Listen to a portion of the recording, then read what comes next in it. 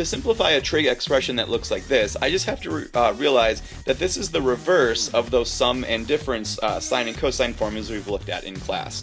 And so what I want to do first is figure out specifically, is this a sine or cosine? And what I do is I take a look at the first two, I guess, pieces, if you want to call them that. Since they're different, this was the pattern of the sine function, the sum or difference of sines. So I will begin this problem with a sine. If they were the same thing, they were cosine. Now that's what I did. Someone in class realized, hey, it's just whatever's first. So since sine came first, it's a sine function. I could be really tricky and like swap where those two were written. I don't think I would do that to you, but just keep that in mind. If the two terms are different, it's a sine. If they're the same thing, it's a cosine. So this is a sine problem. So I'm going to have this written as the sine of either two angles being added or subtracted. And again, looking back to how the pattern worked, when there was a subtraction sign here with sine, that sine, S-I-G-N, stayed the same. So this is still going to be a subtraction problem, okay?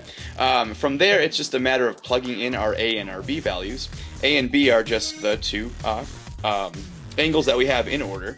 So that's going to be angle A, which is 80, minus angle B, which is 20, and from there we see how easy these problems really are. So this becomes the sine of just 60 degrees, 80 minus 20 is 60, and since 60 is a special angle, I can just look that up in my trig ratio chart, and I see that that is the square root of 3 over 2. So while the original problem may have looked scary, they're really not that bad at all. Okay, and I'll show you one more example.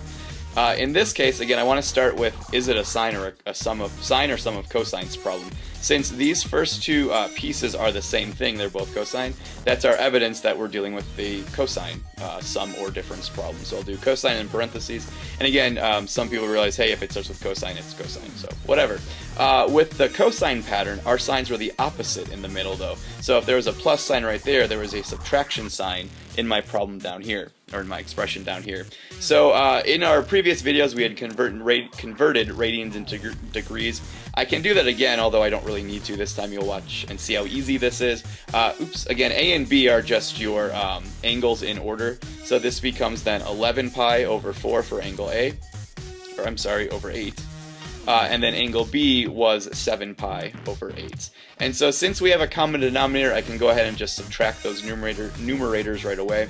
11 pi minus 7 pi is just 4 pi, and then your denominator stays the same over 8.